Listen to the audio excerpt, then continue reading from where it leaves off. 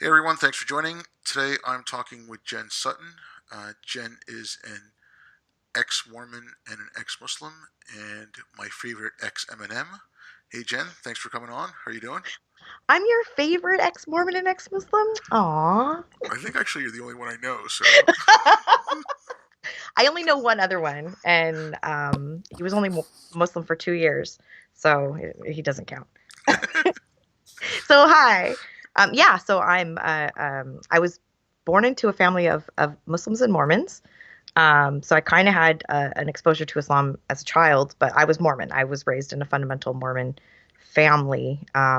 Grandfather was like a polygamist.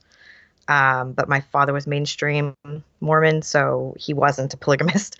And then I converted to Islam when I was a teenager and became a fundamentalist Muslim, like all good Muslims do, right? That's the way to go. And then left it all. So hi. yeah.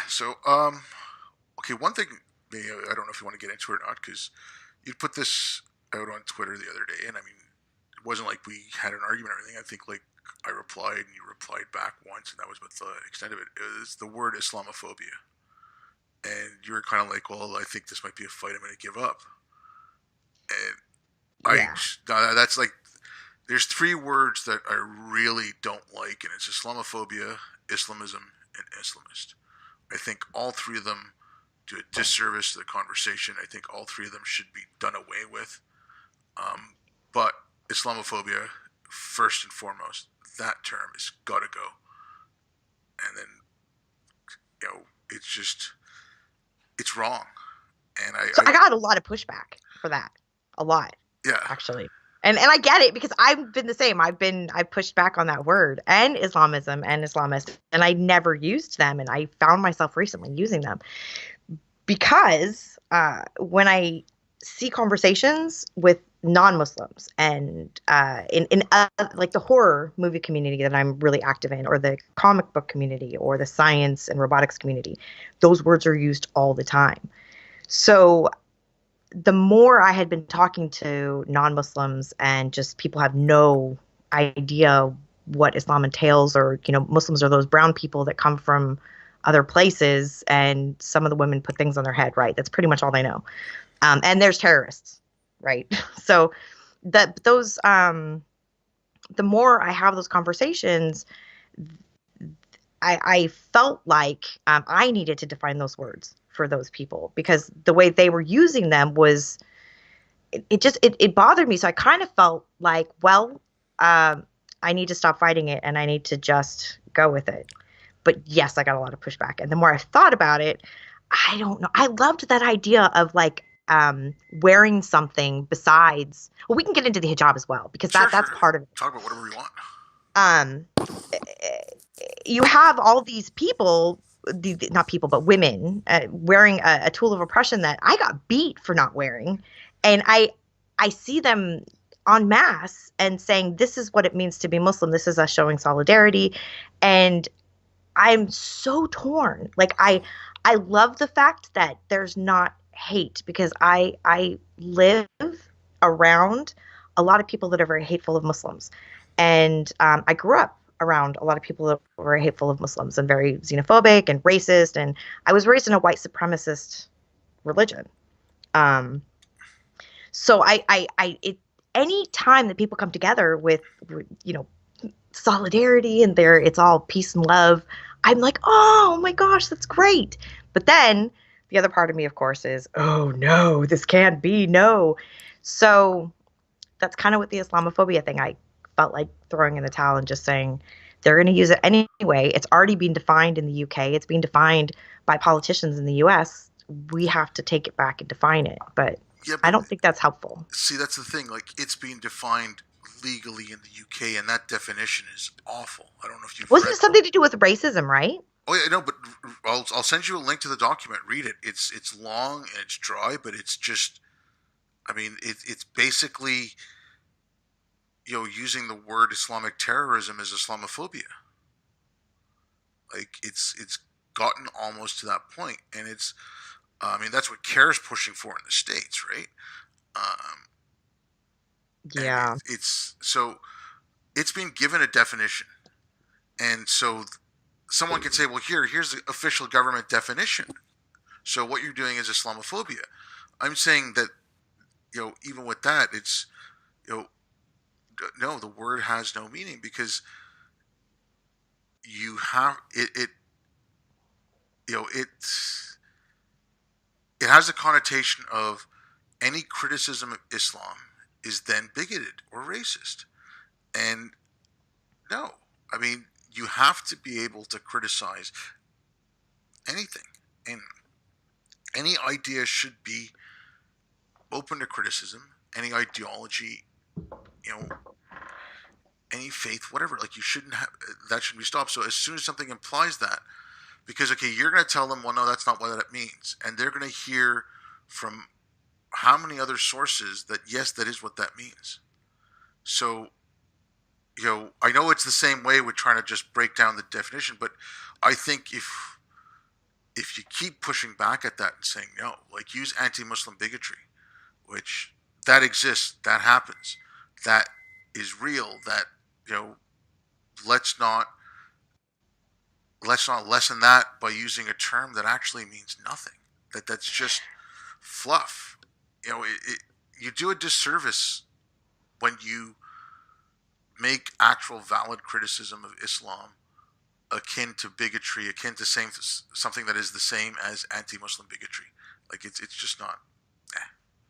I, Yeah, I don't. Okay, so Islam is the ideology, and so when you're saying Islamophobia, you're turning the ideology. You're saying the people are the ideology, and us ex-Muslims are saying the people are not the ideology.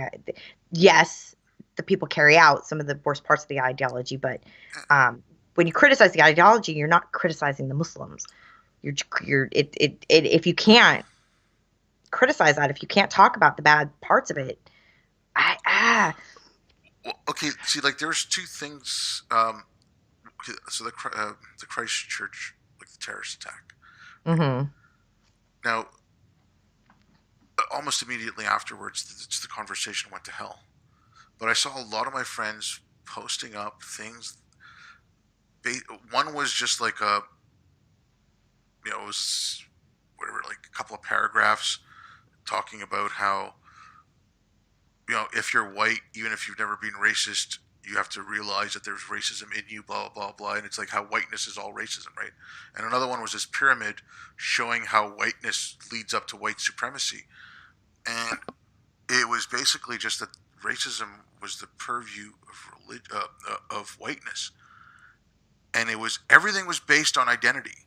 And they were, freaking out about people who were criticizing Islam and conflating that to, right away they're saying, well, that's an attack on Muslims. But it's like, when I saw that, I'm like, okay, I know all about the the identity politics and the whole intersectionality crap, but just that, like, right there, it was just like kind of like, okay, if then all white people, just for the sake of being white, are racist, it's all based on identity. And if me criticizing an idea is then criticizing someone's identity, and that's racist, if it's everything, like, that makes sense why they would think that, if that's how they think. And so I was thinking, okay, like, along the lines of what Sam Harris did. Sorry, I'm rambling here, but what Sam Harris did on the Bill Maher show, when Ben Affleck called him, gross and racist there, and he was talking about the concentric circles of Islam, right? So in the Right. center you have the jihadists, then you move out, then you have groups like CARE and ISNA, and I don't know what's in the UK, but that want to use politics to bring, they want to use politics to make Islam the law of the land, right? So Mm-hmm. there's those groups. Then you move out, you have conservative, whatever. I said, okay, fine. You know, unless you're one of those people who thinks that it's all whiteness and there's nothing you can do about it, you can do the same thing there. So even, like, there was still, like, a lot of people pissed off, and they were just lashing out and stuff, and it was just, they were kind of including all white people, and they were saying, oh, all white people are responsible for this kind of thing. And it's like, okay, no, look, so you take all white people, in the center of it you have the white supremacists, you have the guys like that guy in Christchurch, you have KKK members, you have neo-Nazi groups, you have any of these people Mm-hmm. that are willing to commit violence and want to commit violence or have committed violence, right? And that's them. That's your ISIS, your Al Qaeda, whatever. Then you move out from there. Then you could have groups that are using policy and politics to pass legislation that allows them to be racist. Right, and And then benefits white people yeah, more people. and then you Yeah. and then you work your way out, and you get to the point where you would get, how Sam Harris was talking, where just the moderate everyday Muslims who pick and choose. They're not waking up in the morning wanting to kill the infidel. That's probably the last thing on their mind. Yes, they might want, they don't want their daughter to wear the hijab, but they might want her to dress a little bit more conservatively than, you know, uh, a parent, like a North American parent, a Christian parent, or whatever, right? Mm-hmm. But for the most part, they're just your average everyday Joe. And I was thinking like maybe it just needs to be done, and you draw that out and you show it out. It's like, so for the average person who then understands that, 'cause everyone knows what white supremacy is. So if we do it that way and say, here's what white supremacy is, as opposed to white people, and you take that as an analogous to Islam. When we're talking Um, about Islam, we're talking about these ideas. When we're talking about ISIS, and that the ideas in Islam can lead to ISIS, it's because if you take, okay, there is no mild form of white supremacy or whatever. I'm just using, but like, you know, ISIS is a very literal fundamentalist interpretation of Islam. So mm-hmm. when we say the ideas that are in Islam, it's like, okay, if you take that book and you don't think about it, you just do what it says, you're going to get to ISIS, right? Mm-hmm. If you take that book, you, okay, what are the local morals now? What are people doing? You know, are we? I don't want to. We can get into Libya if you want, but are we holding slave auctions in the middle of the U.S.? No. So there's Right, no, right. there are no Muslim slavers in the U.S. Things like, like you can work that out, and if you can show that for one of them, you can show it for both. So I'm thinking like, okay, especially like hearing all that come out, I thought maybe that's a good way to go about, and then that way you can show, okay, why that is not Islamophobia. That's not, criticism of Islam is not Islamophobia. Criticism of an idea is not Islamophobia. Like, and criticism of someone like al-Baghdadi, who is an individual person and is a Muslim. I mean, he's worth criticizing, right? I mean, Yeah, I would hope no one would call that, yeah, or you're only criticizing because you're Islamophobic. yeah. In the same vein, someone like Richard Spencer or Jared Taylor, they're worth criticizing as well. Yes. So sorry, I rambled there for a bit, but that's where I was kind of coming from in the last week or so. It's an interesting way of looking at it. Um, I'm around a lot of racist white people, super racist, but they're not.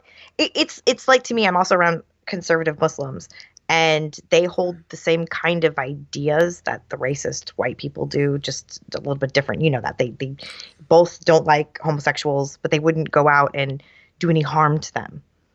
Do you know? So it's up to God. However God chooses to deal with them is how they get dealt with. So I mean, there's a lot of evangelical Christians that have the exact same kind of ideas and attitudes, just like, because a lot of the conservative people that I'm around, they're Mormon. That's a big theme in the Mormon Church. And they're still a little racist, a little bit, but I, I find it difficult, I think, to see. This is my problem. I guess what I'm beating around the bush. All of the racist, horrible, xenophobic white people that I know and that I'm around, members of my family, they are horrible to my children because my kids are more mixed race than everyone in my family is mixed race, but the whiter you look, the better it is. It's weird. But they're super, super hateful and bigoted, and immigrants are the enemy, no matter what. Immigrants are the enemy. And if you're brown, that means that you are a threat. So when I talk about issues with Islam and Islamophobia, I didn't think those people that didn't like Muslims because of them being Muslim and the color of their skin, it's anti-Muslim bigotry, but it goes beyond that a little bit. I don't know whether to call it hate. Um, I don't know what word to use. So Islamophobia seems like the best one, but then it's not, because like you were saying, it does, and I've argued that many times it punishes criticism and rightful criticism of Islam. Same thing with um, I don't know. I don't know how to deal with those kind of people that just are so racist and so hateful and would spit on a Muslim simply because she has a scarf on her head. It's the same kind of people that knocked the bottle over my head and called me a packy lover and spat on me, and simply because I was wearing hijab. You know what I mean? So I, anti-Muslim bigotry doesn't seem like enough to say something Okay, about but I them. mean, to call it Islamophobia, though, that's where, because then you're conflating. I mean, we can try to come up with a term, but Islamophobia is, it just doesn't. No, because you're equating the people with the ideology, and that's the Yeah, problem. and Like, you can't. like, for some people that's going to be that's going to how it's going to come across, and for people who are trying to make the distinction, it's going to come across another way. But the average Joe in the middle, is okay. Well, I've heard Islamophobia is racist, so if that person's Islamophobic, and then they don't know anything about it, and it's just you know, and the people I see being thrown under the bus, like you know, if you want to, like, okay, let's just grant the term for a second. You want to call Hmm. Richard Spencer Islamophobic? I'll agree with you if you want to use that term of it, like it's anti-Muslim bigotry. It's that kind of hatred against Muslims. Yeah, Hmm. fine. But then they turn around and they say Sam Harris is Islamophobic. Yeah. You know, it's like, come on, really? It's that's where you get the problems. Well, I mean, and granted, if we've come up with another term, anti-Muslim hatred, uh, they're going to put someone like Sam in that category as well, unless you can, like I said, Yeah. Yeah. like I said, he did it really well with Islam and those concentric circles. But if you can do it well with something like white supremacy, and it's something that everyone understands, right? At least in the West, and that's, I think, where some of our biggest fights are, because I think so too. I think that's actually a good way of explaining it. Well, that's what I was saying. Like, I know people that are white supremacists that feel they're entitled to more because of the color of their skin, but they wouldn't harm anybody. They're not out activists. They're not. They just have these ideals. So it's kind of the same thing with Muslims. Some have those kinds of. So that's a good way, maybe, of approaching it. I think, because people do understand white supremacism here for sure. I don't know. I don't want to feed hate. And I feel like the more I criticize, the more I feed hate, but I have to still criticize. So I keep saying over and over again, we're walking such a fine line. Like, it's hard you're never going to make everybody happy. You're going to piss somebody off, and somebody's going to call you a bigot and a racist. The equating Islam with race really pisses me off. As a whiter skinned ex-Muslim, that makes me mad. yeah, but you're talking about that fine line. I keep saying that, like, uh, we're still walking the Sirat al Mustaqim. Yes. Oh gosh. Isn't it fun? Yeah, but yeah, no, I mean, like, but there's the thing too. You're just saying, like, it's you got to walk a fine line. But okay, people have been saying this basically since 9/11. You know, right after it, okay, there was a lot of there's attacks in the states, like some Sikhs got beat up, and there's one story I read. She was a Lebanese Christian, and she used to translate Arabic for some local groups, and her shop got attacked because she was working in Arabic, right? And there was all kinds of stuff that happened after 9/11, which is like no defense of that. But then George Bush was the first, like, you know Islam is a religion of peace, and all this started. And then if you shouldn't so anytime anyone started speaking out against Islam, it's like, okay, why are you being racist? And the whole Islamophobia thing was being Yeah. pushed. And I mean, people said it over and over and over again. If you're not willing to have a reasonable conversation and you're just gonna leave it, and you're just gonna call everyone racist who brings up anything.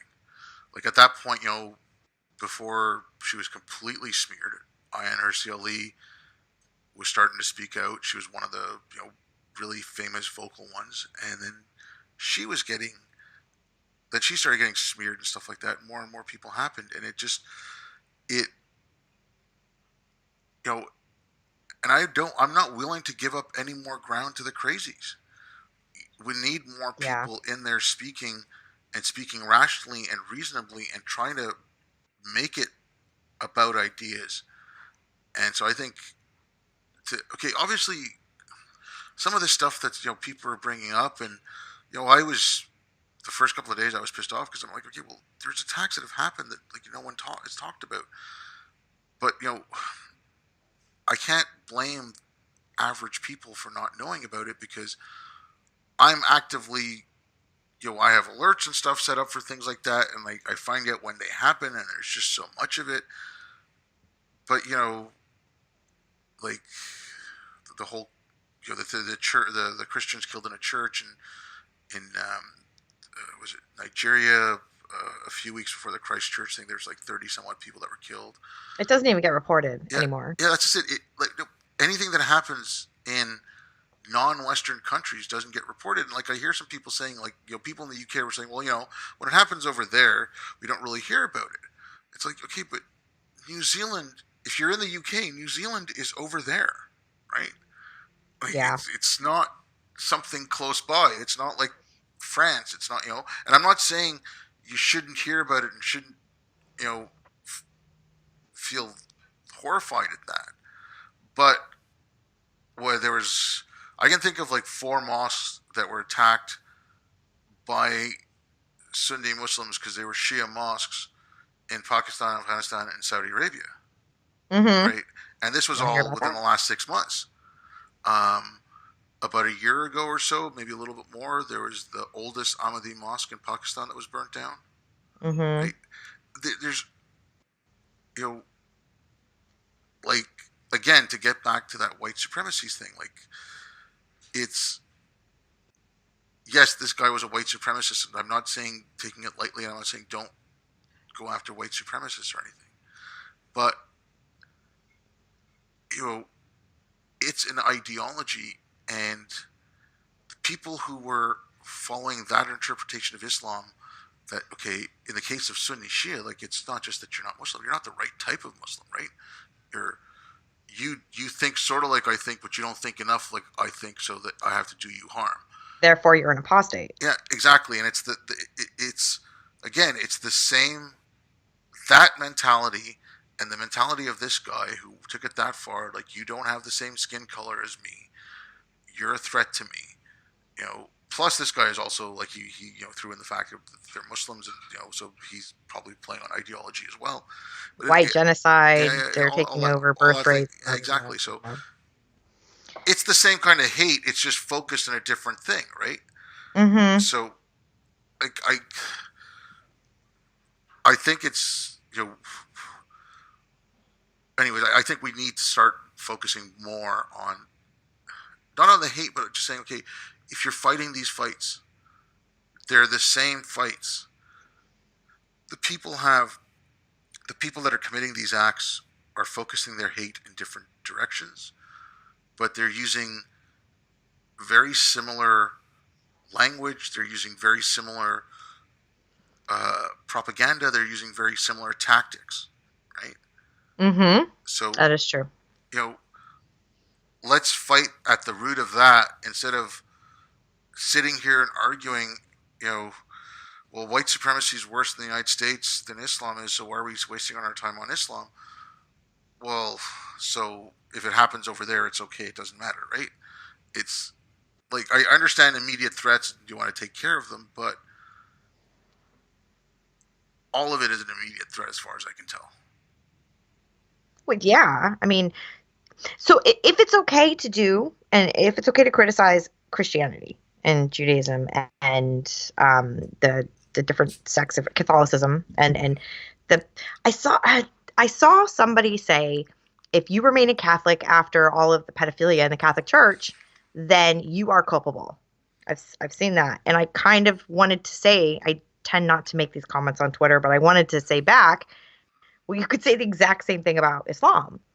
Like you could say anyone that stays in as a Muslim despite terrorism or pedophilia or the oppression of women or guardianship laws, you're also culpable. So for some reason, but you can't say that is my point. I couldn't. Had I come back and said that to that person about Islam, I would be called a bigot. So if it's okay to say about Christianity, uh, then it should be okay to say about Islam, like any of the criticisms. And that's what I try to point out. Like there's no Christianophobia, there's no Mormonismophobia, you know what I mean? So Islam is the ideology. That's why that whole time I was pushing the anti-Muslim bigotry, but it just didn't seem, like I said, it didn't seem strong enough. But I like equating it to white supremacy because, again, like the church that I was raised in is very racist. We were taught if you mixed race, you should die. Like, people, if you the stronger faith that you had, the more white, literally, your skin would become. They took Native Americans out of their homes and placed them with white families and told these people that their skin would become white and they would go to heaven because their skin would be lighter. It was just super racist. So there are ideologies that kind of feed that white supremacist kind of, it's not the Quran or hadiths or imams, but it's still, there's still ideologies there that tell white people that they're superior because they're white, because at least for Mormons, white people fought in the pre-existence. Everyone existed in heaven before they got a body. And that great war in the pre-existence between God and Satan, as Christians believe, the white-skinned people were the ones that chose God's side, and the black-skinned people are the ones who chose Satan's side. And they're cursed forever with dark skin. So white people naturally are more valiant and better. Right? Yeah, but I mean, that's certain, like, that's why you had apartheid in South Africa, right? Because it was a Yeah. Dutch Reformed church, and it was they had the mark of Ham, right? Because Ham was sent to the land of Nod, east of Eden, and he was Cain, cursed. Okay, right? but Ham was also, because Ham was kicked out after um, his son saw Noah naked, and, That's right. and Noah That's got right. drunk and passed out, and then he saw Noah naked and he covered Noah up, and so when Noah woke up, he got pissed off, so he kicked Ham and his whole family out. Right. So Hmm. that's the mark of Ham as well. Um, and so yeah, that's where they. So the punishment was God turned him black, right? So Hmm. I mean, there's a lot of like there is a lot of racism explicit um, in the Old Testament and in like the Torah and stuff. I see, like, I don't know the story well enough from the Quran to know if there's any difference or if there's any mention of that. Because I mean, I know the Arabic term for black is like abid, right, which is basically slave. Hmm. Hmm. But I mean, I don't know in the Quran and after the story of Noah if there's that little bit in there or not. I don't think so. I think all those hadiths are not even sound anyway, or they're not. They're all fake. But the ones that's the only racism that I ever came across. Muhammad said that black people have raisin head or something. Yeah, I think that's all fake. But I mean, well, but wasn't Muhammad was very pale, like a light, so his skin was white, right? And or translucent? No, he yeah. I mean, I don't know how much I want to trust those descriptions because oh, he's a very handsome man. This, I mean, like maybe he was. I don't know. I mean, it's not he like said, "Hey," and the ladies were like, "Swoon." Yeah, yeah, especially after you kill their husbands and their fathers. It happens, you know. I Yeah, mean, but no, but I mean, like it's not like he stood for a portrait or anything either, right? Like, mm. so I mean, I don't know, like, But you could use the Bible as an example of like white supremacy. I suppose that would be their guidebook. what I mean, that's a lot of them, like the KKK, used a lot of Christian references and stuff as well, and like I said, that's how the Dutch Reformed Church, was it the Dutch Reform? I know it I was a don't know Dutch anything about church. South It was a Africa. Dutch church, and it was they were the ones who you know got the found the reasoning and everything for doing apartheid, and that's how it got formalized in South Africa, right? So, Hmm. um, but in I mean, I don't know so much about.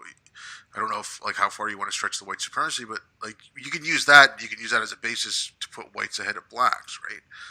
But then Right. it also, it certainly talked about slavery, and even the New Testament, it's like, slaves serve your masters and serve your Christian masters especially well, or something like that, right? I think that's in Timothy. Hmm. Um, so, I mean, it has that in it, but it doesn't specify that the slaves have to be black. Oh yeah, huh? Hmm. No, it's just because you're racist that you automatically thought that the slaves were black. Of course, you know. Naturally. But yeah, no. So okay, kind of staying on this. What was your take on, like, I had no problem with the Prime Minister of New Zealand. I forget her name, like Jacinda. Just in, Yeah, right? yeah. Yeah. Being The, Mormon. when she went to, like, immediately after it happened, there was a memorial service, and she went to that, and she wore a hijab. Like, okay, you're going to uh, a sort of religious thing. It's a memorial for the dead. I understand that. That's a way. Like I'm opposed to the hijab or whatever, but at the same point, if my mom had gone to that, my mom never wears a hijab. She would have covered her hair, right? Yeah. So Yeah. that to me was respectful. That was a decent thing to do. But in this show of solidarity with Muslims in New Zealand, like, wear the hijab. Now, I don't know what the stats were. I tried to look for the stats for New Zealand. I couldn't find them. The only stats I know for are Canada, the United States, and it's slightly over 50%. Like, it's like 51-49 that don't wear it. So if you're looking at the Muslim population of New Zealand, you're using something that represents slightly less than 25% if you take away the young girls that don't wear it, right? And then all the men. Right.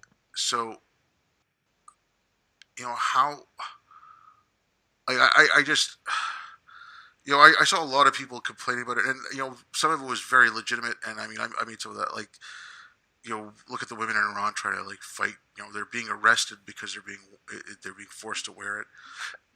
Um, you know, you're just essentializing what it means to be a Muslim, especially what it means to be a Muslim woman, by saying, okay, if you don't have a hijab, it doesn't we're using this to represent Islam. And I don't know. I just, like I said, I love, you want to show the solidarity on that's all great.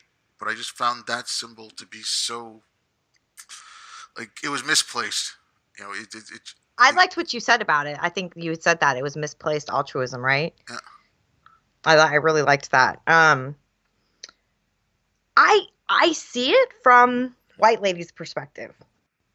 It's a foreign kind of romanticized brown people. They're it's a minority religion to them. So it's brown people are also the minority, and so they have to be protected. And so they see the hijab and they see Muslim women holding up the hijab and like saying this is Islam as It's like that to them, it represents Islam. It shouldn't represent Islam, and it's super misogynistic and oppressive and horrible, but they don't understand that. And all they see is that representing Islam. Yeah, but I mean, it's just, I mean, I know like this. Obviously, I don't want to say like this whole thing happened. Like they have to come up with these things quickly, but like in that thing, that little whatever, like it was like 4 or 5 little tweets. But I mean, like I said, a green armband, I liked that. Green because represents Islam. yeah, and I mean, people wear like normally it's a black armband, but I mean, I've seen people wear different colored armbands, in memoriam for different things, and it's completely inclusive. It's inclusive of every single person. This is our solidarity with Muslims, and you can't say it doesn't represent any Muslim, right? It's just Well, it's not leaving anyone out. yeah, It's all sects, all schools of thought. yeah. It's every Muslim. And I don't see how there would be any divisiveness around it. Like I mean, like the hijab in and of itself is a divisive symbol. No, but white people are not. I should stop saying white people. Westerners, non-Muslims, look to Muslims to define what a Muslim is, and so if unless they tell them yes, this green thing represents us and is a good way to show solidarity, they're going to keep saying the hijab because they want them to wear the hijab in the West, of course. Yeah, and it's just, I mean, it's like it was the same thing in the Olympics. And nothing, not to take anything away from the fencer there, but there was, I think it was a runner who was also Muslim. She didn't wear the hijab, and she did better in her sport than the fencer did, and you didn't hear anything about her because Yeah, she didn't get any attention at all and it's like as a what, Muslim. and that's what I mean. You're essentializing what it means to be a Muslim to that piece of cloth, and that is racist. I'm sorry, as non-racist as you want to be, as friendly and as inclusive and showing your solidarity, you're being a bigot. I agree. It's the same as there was some, I can't remember what school it was. Some teacher uh, was handing out, like in Black History Month, was handing out cotton, and it was just like, and it was like, come on. What? Yeah, it was something silly like that. I don't have the story completely right. Like I said, I can't remember, but it was something along those lines. It was in Black History Month. Some professor at some university was handing out cotton, Wow. and I'm sure the intentions were good, but wow. exactly, but the road to hell, right? It's Yeah. you know, but again, like this is not something that should have been, you know. They don't understand the significance of the But, hijab. but that's just it. It's like, okay, if you're not gonna have something like that with Trump, but let's say like Bernie was in power, right? Mm-hmm. Would he, if he turned to someone like Linda Sarsour, what do you think she would tell him? Like it's who are they listening? Sharia's great, Bernie. Yeah. Trust me. No, but I mean, like, use the hijab, right? That's a good symbol, or whatever. Like they had at the Women's March, or whatever.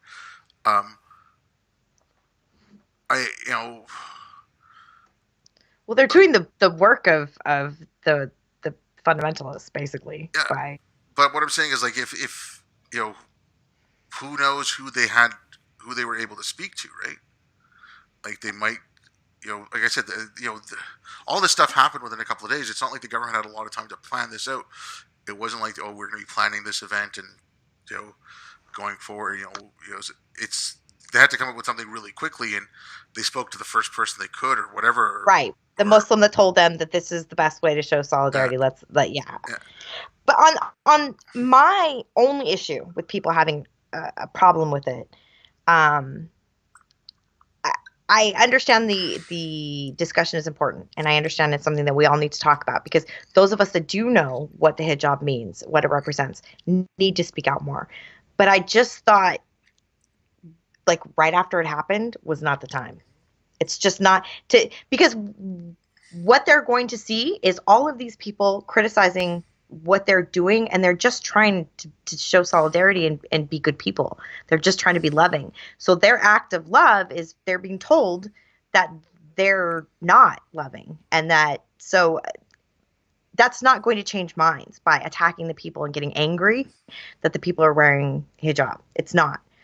instead of explaining after the fact where emotions aren't so high, although I don't know that they ever aren't high because there's always something going on. But do you know what I mean? Just right after the fact, I just thought it wasn't the time. And that's just me personally. I wouldn't have chosen a couple days after that to start bitching about a bunch of ladies that aren't Muslim wearing the hijab. Again, like I said, if they were going to mosques around Australia and New Zealand, or in this case just New Zealand, and they were going into the mosque and they were, you know, doing whatever, like praying or just standing in solidarity inside the mosque. I can understand that you're inside the mosque or you're on the mosque grounds. You want to show some religious Oh, but they were on sensitivity. TV, huh? The newscasters were even wearing scarves, right? Yeah, that's what I mean. Like that's not helpful. And then there were some people getting upset about that. There was a picture of this policewoman standing guard at a funeral, and she was wearing a hijab. And even that, I'm like, okay, she's not a member of the funeral party, but she's at a cemetery. It is a religious ceremony. She's covering her hair. Yeah, you could kind No, of. like, oh yeah, like I said, I was giving Yeah. some leeway there, but at the same point, my question on that would be: is are they allowing women at that service? If they're not, then she shouldn't be there either. Women don't go anyway. Yeah, Yeah, that's actually, yeah. like Huh. I don't know. No, but I mean, like they started talking about having some of the services. I Like can't, for everyone? well, no, they just said they were starting burying some of the victims. So there's a cemetery in Montreal that women can go to. When my brother was buried, they allowed women in, but not up to the grave. They could come in and stay kind of like just beyond the gate. Um, Right. so very very very progressive. But Yay. so I mean, like if this cemetery allowed women and women were going in, then I can say, okay, fine. She's a police officer. She's doing her job, Hmm. and it's at a religious event or whatever. Fine, you can cover she's covering your hair. It's not what I wouldn't make that big a deal out of it as I would the reporters, because that's where it starts getting.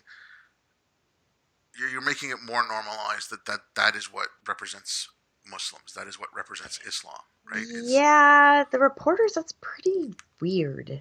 Like, kind of disturbing. yeah, I see people on the ground, that are just trying to, the moms and the friends and just normal everyday people that aren't in the public eye, totally would never say anything about them wearing hijab trying in solidarity support. They're just normal people, but people that are on the news, they know better, yeah, or at least they should know better. That I hadn't really thought about how creepy that is actually. And I saw the pictures. They weren't even properly covered anyway. That was my biggest problem. I'm like, your hair's not even covered. What are you doing? That's fake. You get, no, no.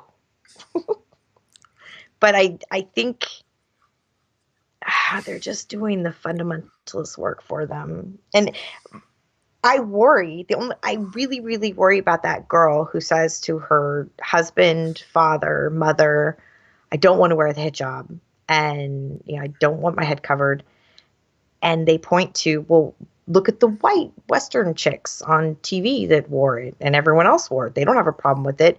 You hate Islam that much, or you don't want to behave, and so I think that it hurts them a lot. And I hadn't really thought of it like that before. yeah, and I mean, it was used. Like pictures from the women's march apparently were used along in those veins, especially in Iran. They're like, well, look, the Westerners are using, I they could see that. they recognize it Yeah. as a symbol of feminism, blah blah blah. So, um, you know, I- but that again, that's like some, and I'm not saying everyone does it, but some family that says death to the great Satan, death to America, saying, oh well, look, the Americans are doing it, you should do it too. It's just like it's the same thing. Like, oh well, yeah. Yeah. ISIS has nothing to do with Islam. Like, oh my God, look at that! They're killing Muslims. It's like what? yeah. Do you know I told Lalo when I was talking to him the other day. we had we talk a lot, obviously, but we were talking about the hijab, and I had mentioned that I still want to wear it. Like I still, when I go out, I loved wearing it. It made me feel safe, but the reason why was because I never had to brush my hair, and it was amazing. You could just walk outside as dirty, like you, if you forgot to shower. Like I shower every day. But if it's late and you don't get to, you forgot to shower and your hair's a little greasy, you just shove that thing on there. You go outside, no problem. It is the best way to be completely lazy. And plus, it's a safety thing. I enjoyed feeling. I don't know. It's a weird kind of safe, but you know what that's from? That's from the indoctrination from when I was a kid, from the modesty culture of the Mormon Church, because they don't tell you to cover your head, but you have to stay covered with your magic underwear, and your skirts down to your knees, and no pants were allowed because pants are men's clothing. Um, Trousers, pants, trousers. Um, but that modesty, the more covered up you are, the safer you are. So it's like a snuggy comfort blanket, like I don't know, like you're walking around with a comforter that's just, you're all snug as a bug in a rug. So when you have your head covered and you're all covered, I feel safer. So So basically, you're saying you like being swaddled. I do. It's nice, unless it's really hot outside. But I could totally wear hijab in solidarity. Like, sure, I'll cover my head again, no problem. I won't do it though. Oh gosh, it's what no. You know what? The second somebody tells me I have to do it or that I'm not allowed to do it, that's when I want to do it. That- Okay, that's just my stubbornness. what's your take on this? So they're the newest premier in Quebec. So he got voted in last year. Uh huh. Now the first thing he said he was going to do was ban all public servants. So that could be like if you're working at the Quebec version of the DMV or where we go get our um, socialized healthcare cards and stuff like that. Like any government office like that, um, any government employee in the public service was not allowed to wear any overt religious symbols. And then from there, there's a crucifix inside one of the main chambers of the National Assembly. People said it should be taken off, and he said, "Well, no, it's not a religious symbol; it's part of our history." Which is, and so that right away is wrong because he proclaimed he did it in the name of laïcité, which is secularism. There's the closest thing that comes into it, but laïcité is a little even more um, goes one or two steps beyond just secularism Hmm. in trying to make that division. Um, and then the last thing I'd heard him say was that they were to put this in effect for Muslims first, and then they were going to look at the other religions. Now, this has nothing to do with laïcité. This you can say is anti-Muslim bigotry or anti-Muslim hatred or whatever, right? But my issue with this is that I look at it from a first principles, like foundational rights view, where you have the right to practice your religion up until the point where you're going to harm someone, right? Hmm. Now, I'm hypocritical on this when it comes to the niqab, and we can get into that in a sec. But the way I look at it is this: you're telling the government's now passing a law on how someone can practice their faith, and you're saying that because they have the hijab on, let's just say, like in the case of this, the hijab, that they can't do their job properly. And then some people have argued, well, okay, let's just say it's a judge. Then that judge, how can they give a fair trial when they're wearing the hijab? And how can the person has a right to a fair trial? And the way I look at that is yeah, and part of a fair trial is you're innocent until proven guilty, and that you're laying a huge accusation against a woman wearing a hijab who's sitting on the bench, and you're saying she cannot give me a fair trial because of her hijab. In my mind, that is bigoted. You don't know anything about this person. That could be someone who is forced to wear it, who hates wearing it, doesn't want to wear it, or is someone who's doubting Islam or has left Islam or family doesn't know, and they'll only let her out of the house with it on and if she doesn't wear it, she loses his job. Or she likes it because in the West, Eh, I hate people may not want to hear this, but wearing the hijab in the West is empowering. or for whatever reason, like but she can do her job perfectly impartially, and like if let's say it's a judge, and you look at her record on the bench, and there's never been any case of impartiality or anything like that. In my mind, like that is, I'm opposed to hijab. I'm opposed to everything it stands for. I'm opposed to what it represents.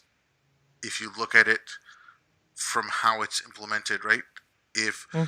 like you said, if someone's doing it as this, Trump banned all Muslims. I've never worn the hijab, but I want to show I'm a Muslim. I want to show that yes, I am a Muslim. I'm going to show my identity and wear the hijab, for whatever reason you're wearing it for, right? I Hmm. don't think that the government should make a law banning how you express your religion. Like I said, up until the point where you are infringing on Covering your someone else's right. rights. I And think covering your face is a public safety risk, yeah, so that's different. and to me, like okay, I don't think you should be able to get a service, and you certainly shouldn't be able to offer a service if you're covering your face. Like I don't Right. agree to that. But having a headscarf on your head, it's I remember not that long ago, when I was young, that women used to wear scarves on their head tied up under the chin when they had their hair set, because women used to do their hair once a week, Yeah, and so they'd wear these scarves and they walked around like it was nothing, and they went to work like that, and it was not a big deal. But the fact, because that's identified now as a Muslim, that's where it's a problem, because it's identified as Muslim woman wear hijab. That means that they're extra religious. It's like the Janine Pirro talking about Ilhan Omar's yeah, hijab means she wouldn't adhere to the Constitution because she's wearing hijab yeah. or something like that. Um, I think, I mean, what's the difference between wearing a crucifix? But like I said, originally the whole thing was no overt religious symbols, And none. then just picking on the And Muslims. then, like I said, then there was this thing with the crucifix in that room that he didn't want to take down because he said that had nothing to do with religion. And then he altered the law. He said, "Okay, we're going to try this out on Muslims first, and then we'll see about the other religions." So Catholics wear crucifixes around their neck. That's Yep. that's the thing. Mormons aren't allowed to wear crosses, so I always found it really creepy. But I know that's an outward, and Christians too. I find Christians wearing crosses a little weird too. But that's their outward expression of their religion. I wouldn't say because you're wearing a crucifix, you wouldn't be able to be impartial on the bench. Yeah. Do you know what I mean? It's no different than that. But setting aside picking on Muslim women, because that's so awful. Yeah. No, like I said, I'm completely opposed to it, and I know a lot of people who are like, "Oh, well, the person has a right to like a person has a right to be served by someone," and they're talking about even like I said, someone in the Quebec equivalent of the DMV, and I'm like, well, How does it interfere with their job? yeah, exactly. Like, okay, if it's someone like that, what's her name there, Kim Davis, right? Mm-hmm. Fire her ass, whatever, get rid of her. Yeah, She that's she just she bigoted. signed up for the government, and she said, the government has these laws, and the government allows this. You know what you're signing up for, right? Sign up for it, do your job. If you don't do your job because of that, you know, Yeah, up until that person proves that they're not capable of doing their job in a fair and impartial way, yeah, exactly. then, you know, Yeah, but that's okay, but that's what I like, kind of the whole Islamophobia thing, because they do pick on Muslims. Oh, like, and so I the anti-Muslim bigotry is a perfectly acceptable and perfect word to use for. or like I said, replace bigotry with hatred. But okay, why Is it are hatred though, or is it fear, or is it? yeah, okay. I mean, it's or you can do the I whole don't know. Yoda thing, like fear brings you to the light, hate will bring you to the dark side. Like, but no, but I mean, like, it's you can't just keep fear, hatred. It's all this, pretty much the That's same true. thing. Yeah, yeah. But okay, why is this guy doing it? He's doing it because he knows there's some sentiment for this. He knows that you know people are sick and tired of all the platitudes and all that. and he took advantage of it, right? Hmm. So, I mean, if you had decent conversation, if you had people talking about it, and if we got rid of this stupid term Islamophobia, um,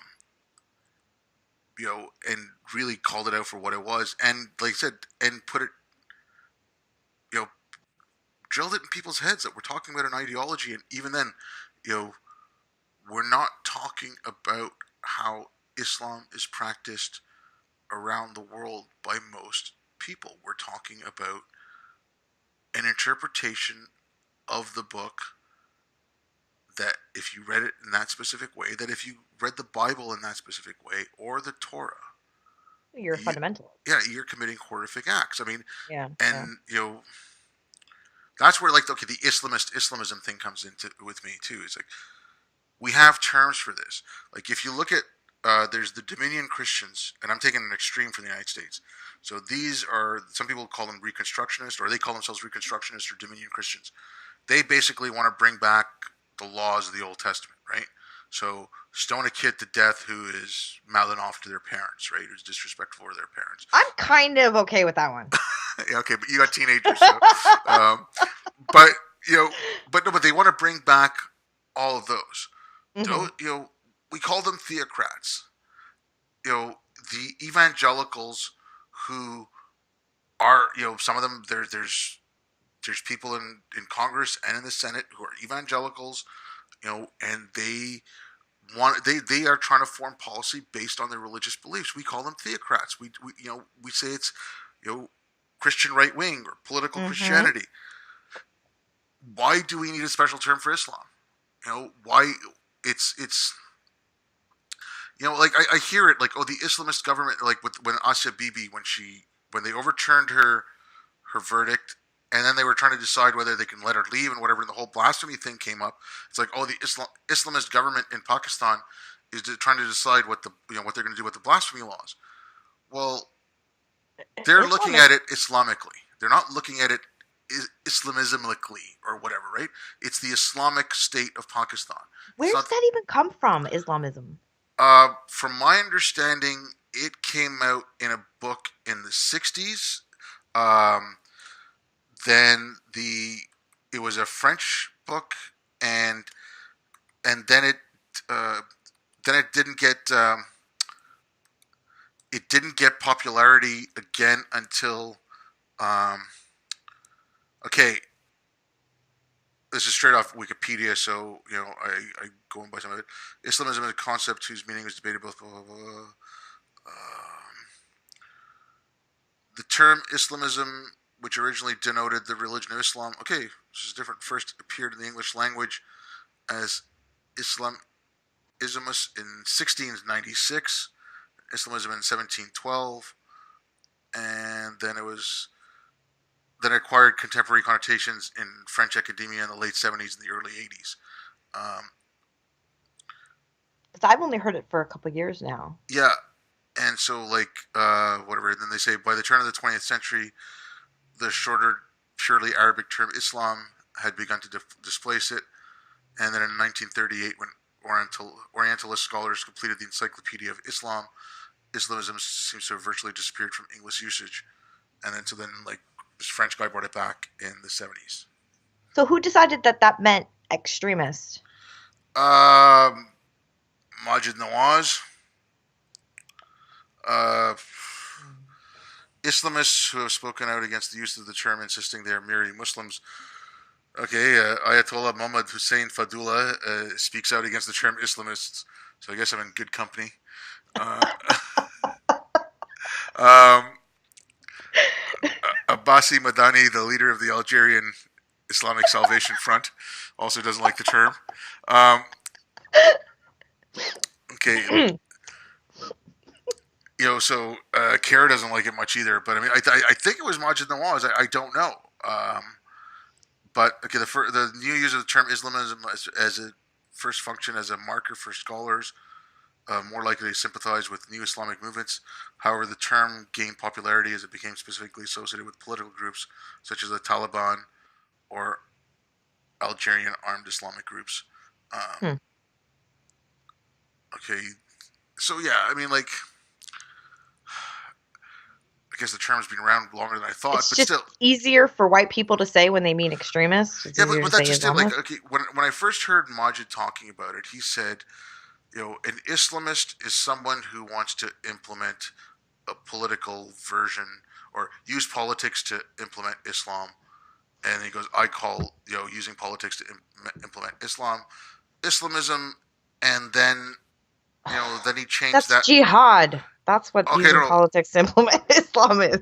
okay, I mean, jihad is struggle, and I mean jihad. People think of jihad as two ways. One, the first way is ISIS, and the second way is, you know, some people like the Sufi introspective way, right? But no, but I mean, like, you know, we talk about political Christianity, we talk about political Judaism, like, you know, you talk about Hindu nationalists in India. You know, we give all these things, you know, so why not political Islam? Why not, you know, okay, this guy in Christchurch was a white, you want to call him a white terrorist? Fine, he's a white terrorist. He's a white supremacist terrorist. I don't care. If he was Christian, he's a Christian terrorist, right? So, and then um, that guy on the tram in Holland, I mean, you know, he's an Islamic terrorist. Like, there's no point in coming up with again new terms that I think that just confuse everything. Islamist. Yeah, you know, but Well, that's just doesn't it. that kind of is an indictment of Islam itself? No, they want to because you know there's a article out. It's not a bad article. It came out in Aereo today. It's like, oh, we have to separate Islam from the Islamists. No, the Islamists are following Islam. Like I said, like To the letter. yeah, you know, like they want to use politics to spread Islam. They're not using politics to spread Islamism because I thought Islamism was the idea to use politics to spread Islam, and then like it's just morphed and it's gone all over the place. I don't think the term serves any purpose. Like I like these are things I like those three terms. I'm not going to stop arguing against because I used it for the first time the other day. I had never used it. I've always just stayed away from it, but I used it. I don't remember in some sentence, and I caught myself doing it, and I was like, "What am I doing? no, I can't use that word." no, but it's wrong. It's like I said, we don't talk about Christianism or Judaismism or Christianists or Judaismists or Judaists or whatever, right? We when we say the the the Christian right or you say the religious right in the United States, everyone knows exactly what you're talking about. Yeah, yeah. And so why not just say the Muslim right? It's the same fucking thing. So the political Islam, the Muslim right, or even Yeah, or okay, or they're Muslim theocrats. No, but like again, like yeah, calling the government in Pakistan an Islamist government. that's Okay, crazy. no, it's an Islamic government. When they're discussing blasphemy laws, they're not looking at it through the lens of Islamism. They're looking at it through the lens of Islam. Like the Sultan of Brunei, it's a monarchy. They're a sultanate, right? It's a theocratic monarchy. The guy is passing a law that that LGBT people will be stoned.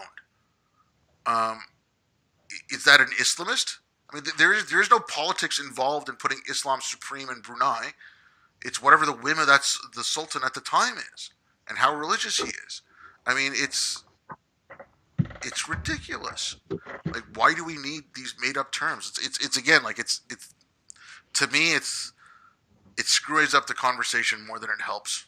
And I don't know, maybe I'm just beating a dead horse. No, well, I think it does. I think it takes away from discourse. Really, I don't think it. I kind of felt like giving up. Like I said, because it's just like these the words are used, they exist, they're being defined, and they're not being defined by us. And but I've tried not to use them because they're not correct terms. But I think it's that softly approach towards Islam. Don't. It's the minority. They're minority people, and they treat Islam like it's a minority religion. Yeah, but it's not. It's the second largest religion in the world. Right. And I keep saying this, and for whatever reason, that's how they get talked to and about. And it's the, I hate using the bigotry of low expectations, but Muslims shouldn't expect equality in human rights because I don't know. It's that then you're a bigot if you point out the fact that there's a lack of human rights. You're an Islamophobe. I mean, okay, I was speaking to, I don't know if you listened to that thing I sent you from Vidu. I was speaking to him the other day, and I I said that, listened to some of it. I didn't listen to the whole thing, but yeah, I okay, listened to some of and it. I said that, and it's like, okay, getting back to that, like, oh, it's all whiteness and everything, right? So if you're saying that white people are the only people that can be racist, then you're telling me that I'm something other than human. Because, being bigoted and being prejudicial and being discriminatory is part of being human. We make, Yes. you know, based on whatever decision, whether I think someone is smart or stupid, whether I think someone is funny or not, whether I think whatever, like, I will be your friend because of this, but if you're like this, no, I won't. Like, we all do these little things. And to say that only white people can be racist. How do you explain the racism between Koreans and Hispanics, blacks and Koreans, Asians and or Pakistanis and Indians? Or how do you explain any of the hatred between different sects of Islam? I know it's not necessarily racism, but you have two different people hating each other. Well, it is racism if you talk about like the LA riots. How do you explain that? That was race riots, and that white people weren't involved in that.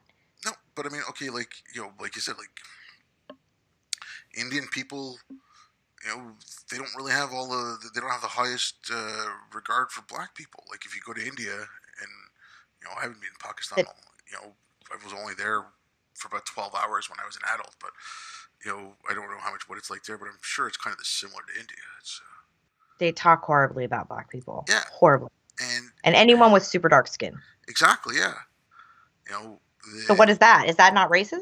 yeah, but but I mean, like, this whole thing, like, after, like, literally the day after the Christchurch shooting, like, all these people were putting up these things that it's all the fault of whiteness, and that it's that racism is a part of being white, and if you're white, if you don't own up to your racism, it's just like, what then? If only white people can be racist, then I'm sorry, but that's saying something horrible about people who aren't white. Because, like, we're Yeah, lacking something. We're lacking something that makes us human. Then, part of the human yeah. condition. Wow. How do mixed race people fit into all that? I wonder. If only white people can be racist, how do you? I don't know. They have a The thumb war. lighter your skin looks, I have no idea. You have a thumb war all day long. it's just so weird. It's yeah. I but that's what I mean. Like, it's everything. You're basing it all on identity. You're not basing it on anything other than just a similar identity. And I think that, again, comes down to it. Like, if that's how simply you're looking at this problem, then this is how you're looking at every problem. And that's got to change, because if it doesn't, we're not going to get anywhere. Like, we're just going to sit around, just chase each other around over and over and over again. And, like, you're a racist. No, I'm not. You're a racist. No, I'm not. It's. Yeah, how many fingers can you point back and forth at each other? I had a Pakistani. I thought he was an ex-Muslim, but he might still be a Muslim because he seems to talk a lot about Islam in very positive light. Not that all ex-Muslims are very negative about Islam, but you know what I mean. But he, when I mentioned that Islam is not a race, because people were saying you're racist if you don't like Muslims, and I'm like, well, what race is Islam? Tell me, like, what race are Muslims? And do not white countries of Muslims exist? Like, they're it has nothing to do with skin color. But he argued with me and said, well, no, obviously it's not a race, it's an ideology, but white people see Islam as brown, so they hate it because they're racist. And I didn't have an argument for that because, I mean, that you can't really prove that one way or the other. But I didn't agree with thinking that the hate is simply because of race. I think it has a lot more to do with xenophobia, than like than actual like skin color. But I hate the fact that people, me and every other lighter skinned ex-Muslim, hate the fact that they make it into a race, and it's racist if you say anything about Islam. But even Ayaan Hirsi Ali got it. Bigoted, Yeah. white supremacists, feeding alt-right. Yeah, and I mean, like, there's, but so many of them have gotten it, and especially in the last couple of days and stuff. And it's just, like, native informant, house Muslim. What? Okay, native informant is probably the worst thing I've Yeah, heard. I couldn't believe I read that. Oh my! I was like, you racist piece of shit. Like, yeah, but that's just it. They're they're calling people racist house Muslims or racist native informants, and they're not being ironic about it. It's like, hello, you know. But I mean, it's. But okay, I joked around about that, like, and it's just the calling Majid Nawaz a racist or calling Ayaan Hirsi Ali a racist or whatever. It's just like I said, it's the same thing as with calling Ben Carson saying he wasn't really black because he was running for the Republicans, right? It's right. the transracialization of problematic, the transracialization or transracializing effect of problematic comments. So if you're a person of color, you say something that's wrong speak, then all of a sudden you become white and you can say whatever you want about them because they're white and you can't be racist towards white people. And it's just, I mean, it's somehow or other it's that, like, if you're, and I don't want to get into this whole. I'm not starting a whole fucking Candace Owens Brexit kind of crap thing there. Like, I'm not giving credence to that, but there is some of that where in the progressive mindset, if you're of a certain color or certain segment of the population, that's how they expect you to act, and that's tie the hijab back into that. Yeah, The yeah, that's hijab true. is part of being a Muslim, so if you're a Muslim, you must wear the hijab. So It's we're like gonna that. wear it. Do you remember that Seinfeld episode where Kramer was doing the AIDS walk and he didn't want to wear the ribbon and he gets beat up for it? It's like, who doesn't want to wear their ribbon? And then they go beat up Kramer. It's kind of like that. Right. It's no, but it's okay. He's walking the walk. Why does he need to wear the ribbon? Right? You're not one of us if you're Yeah, not wearing it. exactly. I mean, it's just like, You're against us. yeah, you know, show your colors. Fuck. It's a whole different version of Crips and Bloods. Right? God. I I wish I want to bang my head against the wall most of the time, just because it. I'm in a unique position where I, having been the background that I have, and being around the people that I am, and seeing it from all the different perspectives, it kind of makes me a little crazy sometimes because I can see it from this perspective and I can see it from that perspective, but my gut tells me it's like with the hijab. I love being, the swaddled, and I love being lazy and not having to brush my hair. I was getting upset at how I was talking, not just about Islam, but about other things. And just like I said, I think what got me to like thinking, okay, there's something really screwed up about the conversation. Hmm. Was It was Christmas of 2017, right? And um, someone that we both know and love, Dan Arell. Hmm. So he tweeted out at some point when the whole Me Too thing got started, um, believe all victims, right? And then someone, and everyone knows this was a joke. No one, like this wasn't serious, obviously, but someone replied back to Dan that Dan Arell raped me and he's got a tiny penis. But I don't think much came of it. Right. And then around Christmas time, or just after Christmas, something else came up, and Arell said something similar. So someone had taken a screenshot of that tweet and sent it back at him. And then The next morning, I wake up, I go online, I open up Twitter, and blah blah blah. Dan Arell's deleted his account, and there's all these people that were being kind of gleeful. And for a second, okay, he's like I said, he's not my favorite person. I think he's actually pretty awful. Yeah, he's Uh, pretty awful. and so I was like, oh, he's gone. And then I kind of stopped myself because I'm like, okay, let's just think about this for a second. Here's a guy who someone made a joke because of something he said, and he took that joke a little seriously. He's like, "Oh, this person's trying to get me banned, trying to say I ripped them, blah blah blah. I never did anything, this and that." When it first happened, but then, like I said, someone famous sent out that screenshot around Christmas time there, and he suspended his account for a little bit, but everyone thought he was gone.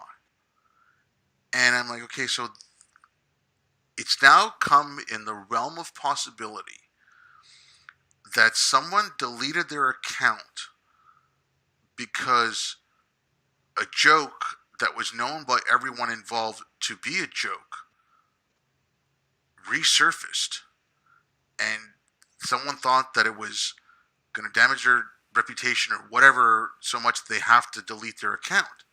Mm-hmm. Like and people were happy about the fact that he's gone, whatever, but like no one sat there to question whether or not it's a good thing that we've gotten to a point where someone can think that it's worth it to delete their account, that they're going to take flack over something that everyone knows is a joke, and they're going to take so much flack that they have to delete their account. Like everyone was agreeing that's what had happened, and that was my first thing. Was like, okay, there's something really really wrong here. Like that's not doing anyone any good. Oh, that shit, going back and trying to find things to hurt people with and then celebrating when they get taken down is one of the scariest things about No, but the world it's right not so now. much like the going back. Like that's a whole other problem, right? And this was going back a couple of months, not 10 years. But even then, like you're still going back. But like I said, everyone knew that this thing that Dan Arell raped me, right? Everyone knew it was a joke. Everyone knew it was fake. Everyone knew that it was not real. Mm-hmm. And yet people were still thinking seriously that because of this guy deleted his account. Like how I how bad has it got that you can seriously consider that someone has deleted their account because of a joke accusation made by someone that everyone, all parties involved knew was fake and that it wasn't real, yet that it was legitimate enough that this guy's going to delete his account because of it. Like everyone was agreeing to that. Like that's insanity. That everyone is going to agree to that mass insanity. That's our mass delusion. That we've gotten to the point where it's within the realms of possibilities that someone will delete their account for a joke that everyone involved knows is a joke. That's crazy. Like that's you know the going back and you know tweet mining for offense, like offense mining through people's tweets. It's just like that's insane.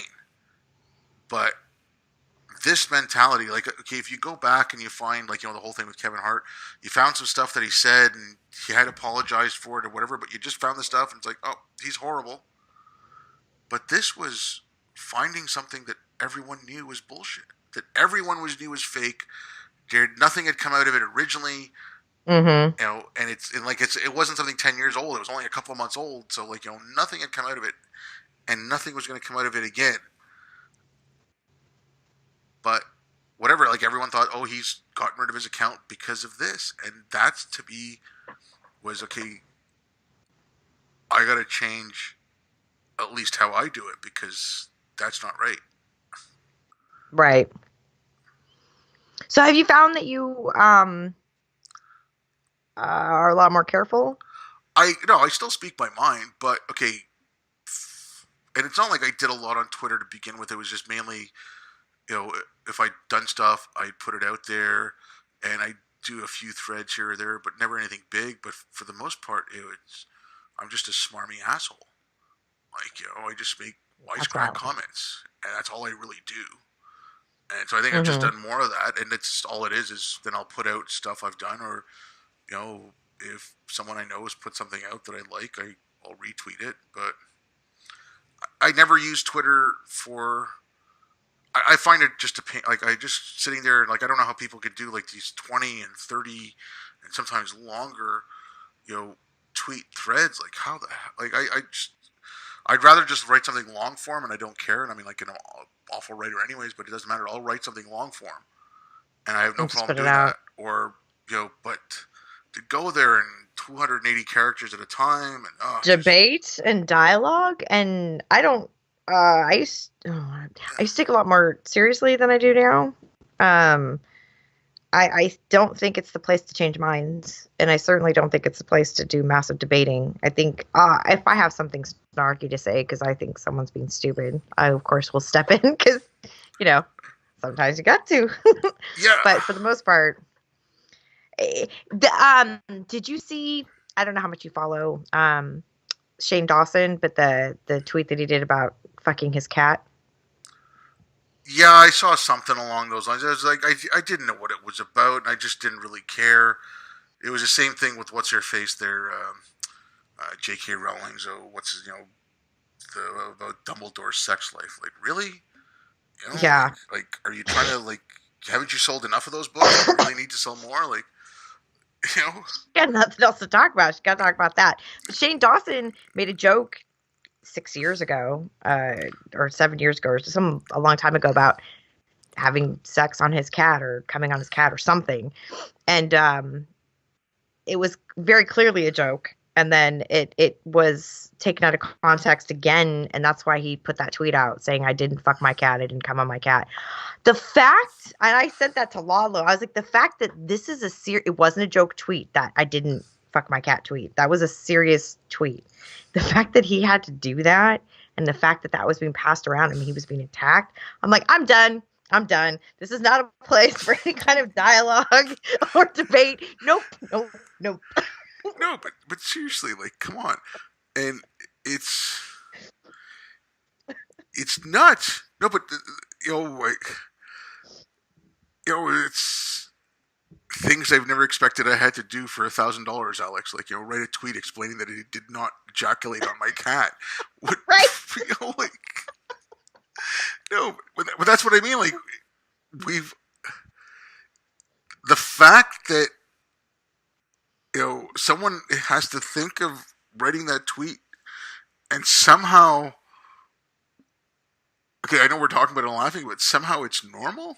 Like it's within the realm Right. of like it's right. Like it's like in every, like, nobody bats an eye at it. Like, yeah, of course, this is normal. This is how life works, right? Like, no. Like, ah. Yeah, like I think I'm gonna put out something profound. I'm gonna say something on Twitter that's super profound, and people are gonna be like, the lights from heaven are gonna come shining down. Oh, because it's profound and it's gonna change lives. No. No, I mean, like, it is a good tool to to meet people in a way, and you can see what they share, and you can, like I said, I do it very, very occasionally where I'll put out like a short thread or something, but you can see what they think about, or what kind of stuff they share. You can see kind of where they are, but like you said, to get a deep understanding of who someone is, it's not a place to do that. Yeah, no. You really have to talk long form and again, it's certainly to change minds, or like having the discussion about whether Islamophobia is. You put out a couple of tweets about it, I saw, and they were really good. And I didn't see you say anything much else, like anything like, I'm going to put my opinion out there. What you put out was well thought out. What you're talking about, the hijab? Yeah. Were you the one that came up with the green armband? Because I think I gave Ali Rizvi credit for that. I never saw it from Ali. I just wrote about it last night or a couple of days ago, or whenever it was, right? I put that thread out, like, it was like 3 or 4 or 5. It probably was you, and in my mind, I don't know, because I was talking to someone else and I was mentioning that Ali had a good idea. And then I saw that somebody said that you were talking about, so I wasn't sure whether I mixed people up or not.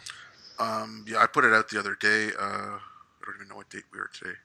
Yeah, so I put it out 2 days ago, and yeah, I wrote about the green headband, armband.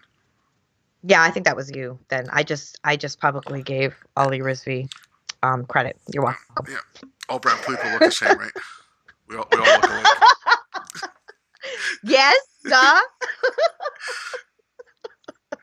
I'd actually like to take this test because okay, they talk about um, so even if it's like you know an Asian kid growing up in the States, if they live in an Asian, obviously their family's Asian, but they're living in a predominantly Asian neighborhood, Hmm. and if they do that through their adolescence and all that, by the time they reach adulthood, they will be able to pick out Asians easier than you know non-Asian people, but they will have difficulty with all other races. So even whites, they'll have difficulty picking up. You know, so I grew up. Okay, obviously, like my family's like my mom's quite a bit light skin.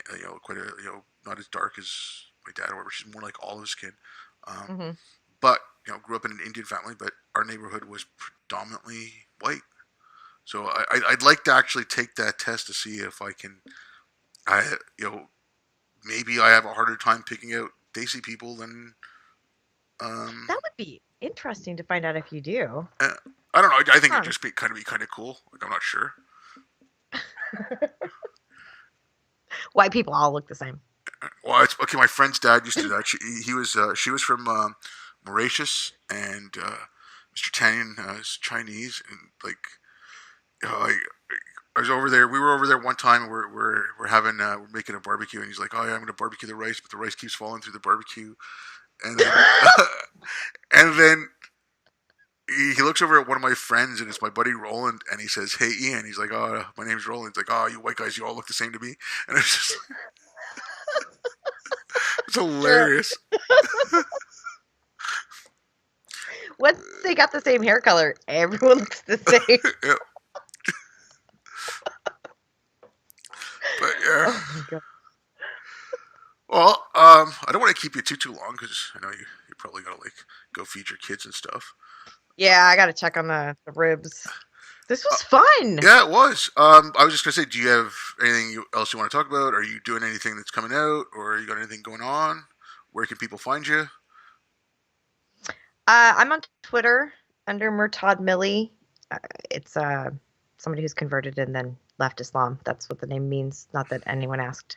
Um, I'm still working on my book. It's supposed to be finished by summer. Right now, I've got it with an editor who's making changes, and I'm frantically making those changes as well. The book has been difficult because emotionally it's been difficult. It's having to relive, telling my story and having to relive a lot of the trauma. It's been cathartic in a way because I've dealt with the PTSD and the depression. So it took me a lot longer than I thought it was going to, and it's been a lot harder because I've had to relive things, but it's helped me work through those things so that they don't bother me as much, if that makes sense. So, as long as the process takes as long as it's taking, but it's looking like summer. And I don't really do anything else. I used to have like a YouTube channel. I don't do that anymore. I work and focus mainly on activism on the ground around me and not online. I find making changes in the world kind of starts with the people around you and not necessarily screaming into the void on social media. So yeah, that's about it. And yeah, Cool. Well, thanks again for coming on, and thanks everyone for listening. And speak to you next time. All right. bye. Bye.